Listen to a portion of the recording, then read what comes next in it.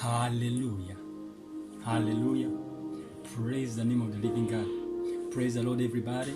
From wherever you're tuning in from, I want to thank God for you.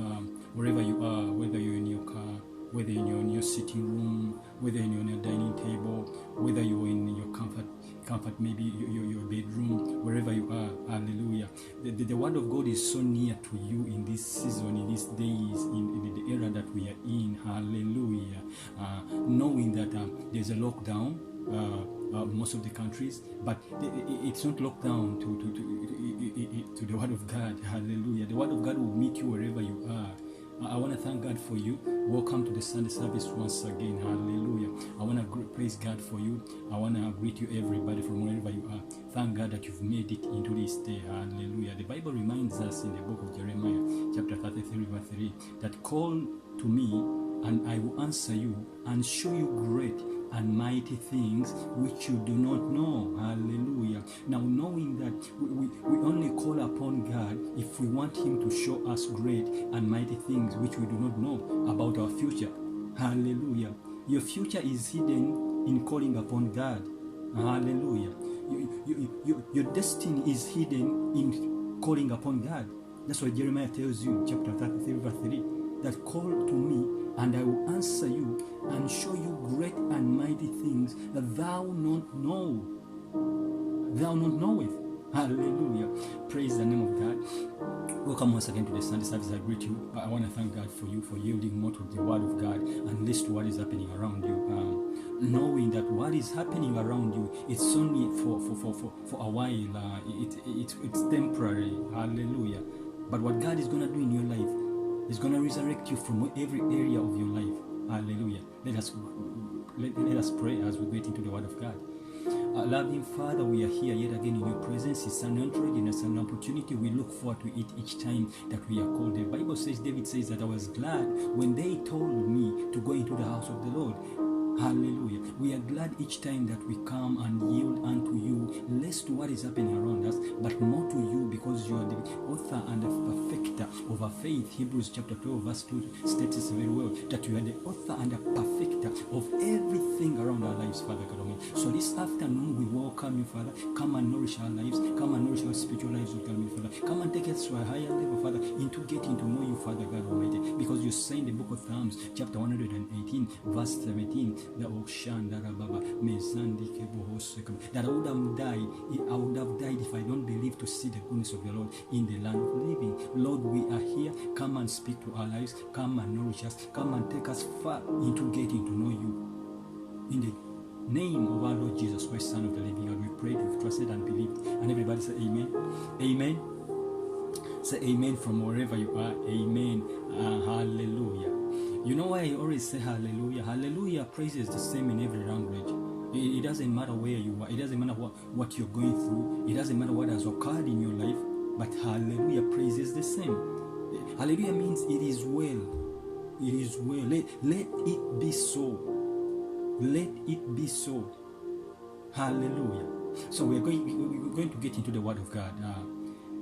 Reminds me in the book of Hebrews chapter 4 verse 16, the Bible says, let us therefore come boldly to the throne of grace, that we may obtain mercy and find grace to help in time of need.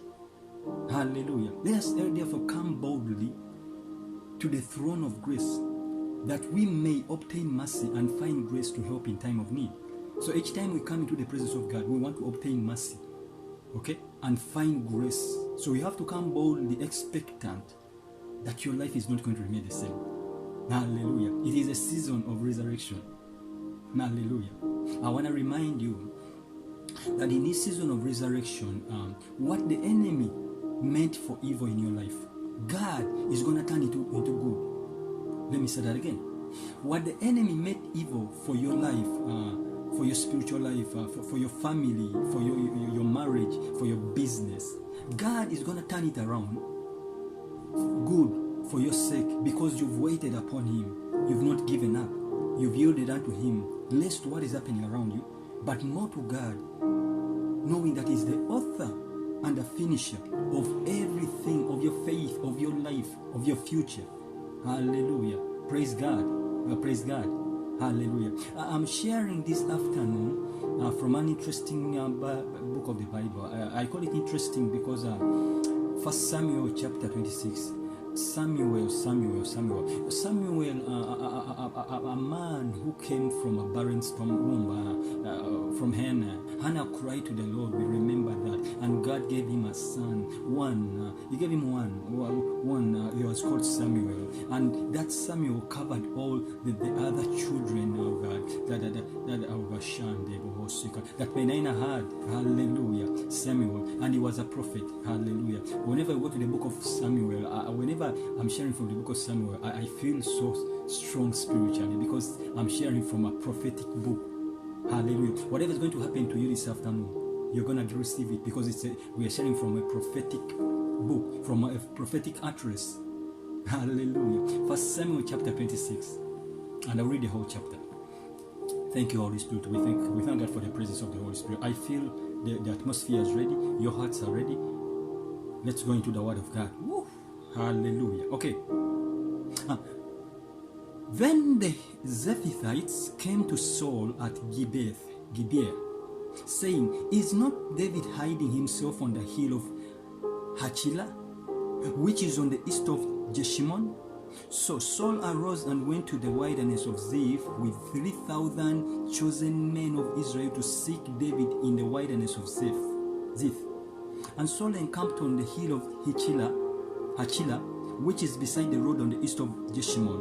But David remained in the wilderness. When he saw that Saul came after him into the wilderness, verse 4, David sent out spies and learned that Saul had indeed come. Then David arose and came to the place where Saul had encamped. And David saw the place where Saul lay with Abner, the son of Ner, the commander of the army. Saul was lying within the encampment, while the army was encamped around him. Verse 6. Then David said to Abimelech the Hittite, and to Joab's brother, Abishai, the son of Zeruiah, "Who will go down with me into the camp to Saul?" And Abishai said, "I will go down with you."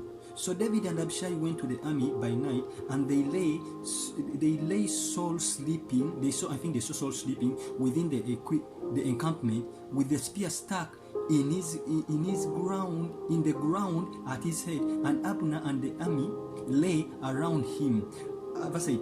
Then Abishai said to David, "God has given your enemy into your hand this day. Now please let me pin him on the earth with one stroke of the spear, and I will not strike him twice."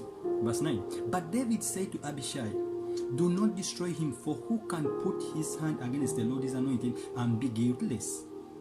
Verse 10. And David said, "As the Lord liveth, the Lord will strike him, or his day will come to die, or he will go into the battle and perish. And the Lord forbid, for I should put my hand against the Lord is anointed. But take now the spear that is in his head, okay, and the jar of water, and let us go." Verse 12.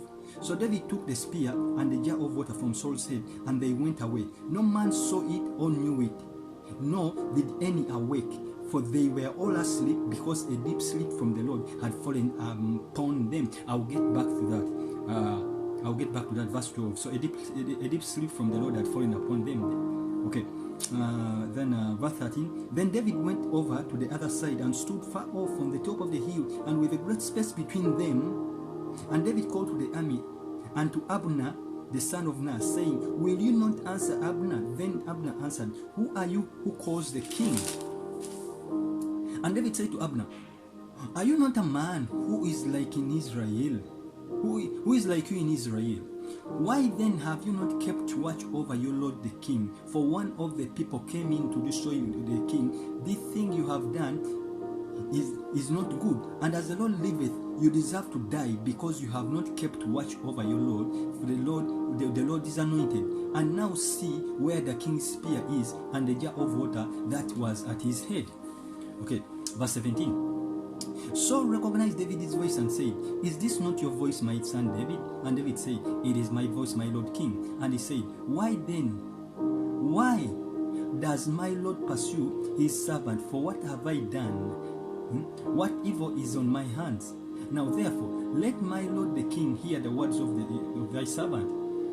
If it is the Lord who has stirred up against me, may he accept an offering. But if it is men, may it be cast. May they be cast before the Lord, for they have driven me out of this day, that I should have no share in the heritage of the Lord, saying, go serve other gods. Verse 20. Now therefore, let my blood fall into the earth away from the presence of the Lord, for the king of Israel has come out to seek a single flea, like one who hunts a partridge in the mountain. Verse 21, we're still rolling. Then Saul said, I have sinned. Return my son David, for I will no more do you harm, because my life was precious in your eyes this day. Behold, I have acted foolishly and have made a great mistake. And David answered and said, here is the spear, O king. Let one of your men come over and take it. The Lord rewards every man for his righteousness and his faithfulness, for the Lord gave you into my hands today, and I will not put out my hand against the Lord is anointed.